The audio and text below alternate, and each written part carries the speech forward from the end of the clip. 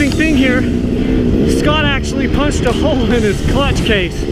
We were doing some bushwhacking and through some rocks, and he ended up scraping his clutch cover and tearing a hole right through it. So all the oil has drained out of his bike, his transmission on that 250SX 2-stroke. We don't have any options, so we're riding it down. So we're taking that bike off the top of the mountain here from 11,000 feet with no oil in the transmission, because we don't have a choice. We don't have an extra clutch cover, don't really have any way to plug it, and we don't have any oil. I mean, we might be able to figure out a way to plug it with some sticks or whatever, but no oil. So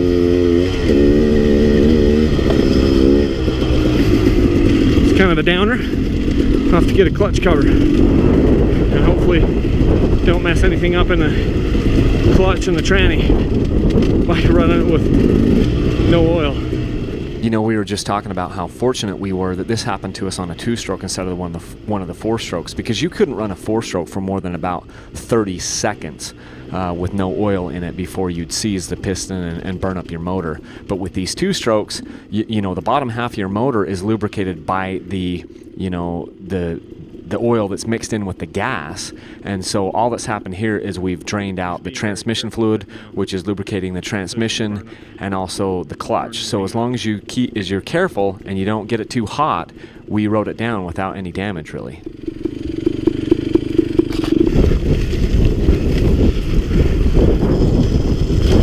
Doing some coasting here. Figure Scott's coasting his bike, so he's not burning up his clutch and trans. So I'm gonna coast mine a little bit.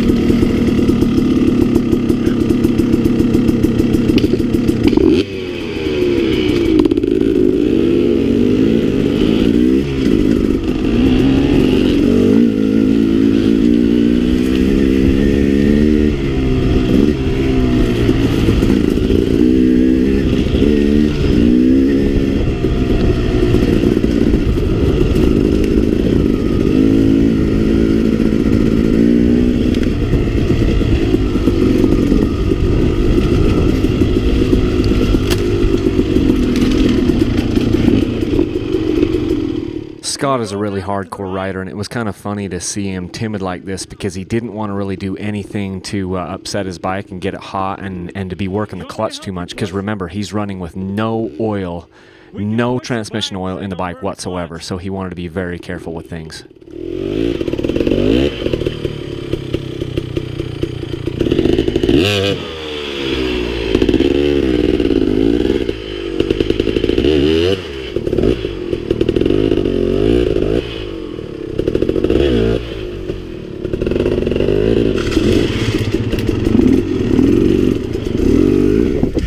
Do a little more coasting. This trail is tight and steep. Glad I'm going down it, because going up it's fun, but it's kind of a chore going up.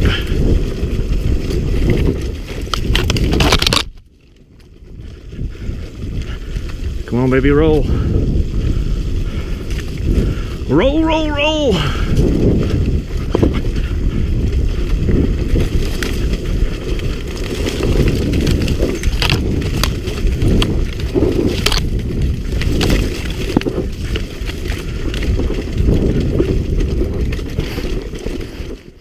I have to laugh watching this back because I've got one finger on the clutch and one finger on the brake, even though I've got the bike coasting in neutral. I've still got that one finger on the clutch, just in case I need it, you know?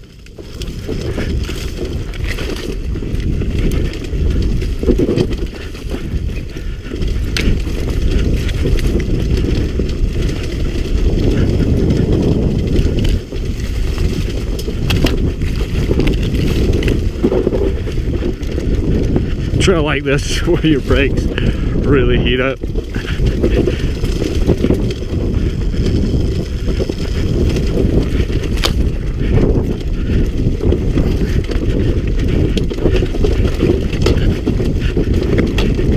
You know, going down this is really reminded me how freaking gnarly it is. To think I have gone up this. Lost the front wheel. Come on, man. I'm doing the splits over the front of the bike. Okay.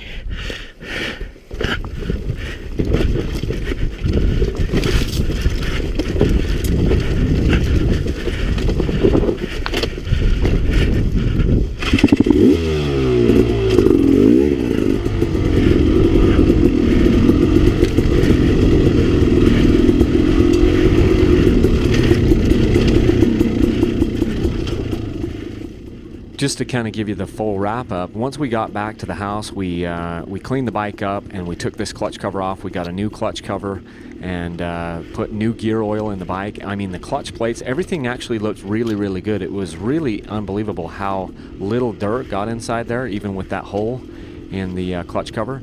And everything looked completely fine, and we just put it back together with the new clutch cover on it and some new gear oil. And it was, you know, we actually the next day we put a top end in the bike. We rebuilt the entire top end because that was one of the things we were planning on doing, and everything just worked out fine. So it was pretty cool that we were able to have that experience up there, punch a hole right through the clutch cover, drain all the oil out of it, and still be able to ride it back to the truck without damaging anything. Pretty cool stuff on those 2-strokes.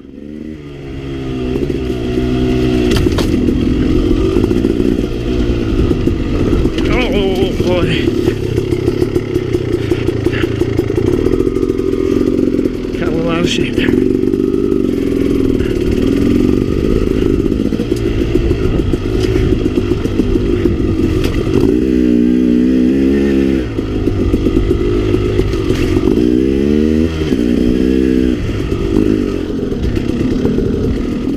Hey guys, for today's Rider Spotlight, we've got Dean here. He's from South Africa. He lives in a little beach town down in South Africa and loves to kind of build bikes and race bikes and just everything bike related. So he's got some cool pics here and sent me a nice note, so I decided to do him as the Rider Spotlight today.